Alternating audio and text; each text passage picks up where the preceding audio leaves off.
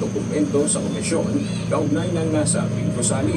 Paliwanag ni ASEC Lacanilao under utilized o at ng LT dahil sa pagulakan sa kagamitan.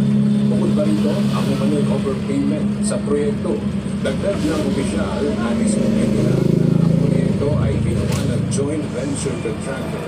Kabilang na ang SunWest Construction and Development Corporation na iniugnay kay dating Ako Bicol Party List Representative na si Lisa Pico.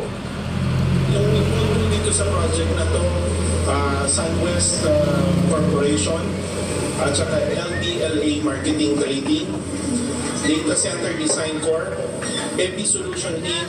and Trading. Yun po, mga joint venture sila.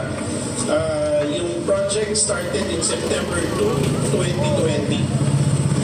At date of acceptance and turnover was August 5, 2021.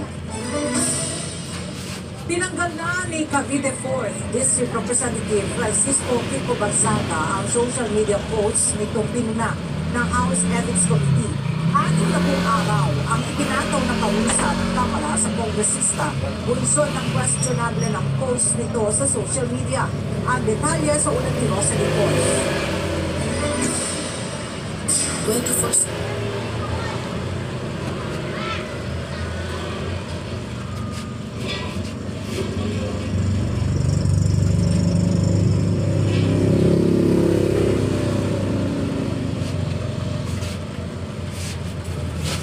Social media post ang ipinatatanggal ng House Ethics Committee kay Cavite 4th District Representative Francisco Kiko Barzaga matapos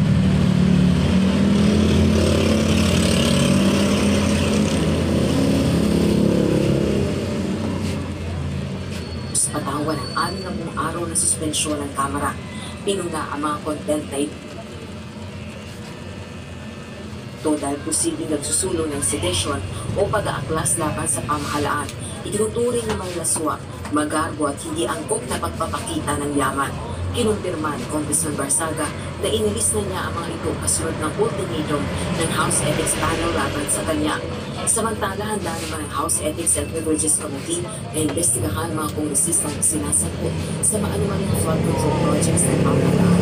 Ito ang pahayag ng House Ethics and Privileges Chairperson at former Partners Representative J.C. Avalos matapos tuloy sa ilang kongresista ang parusang suspensyon ng pinataw.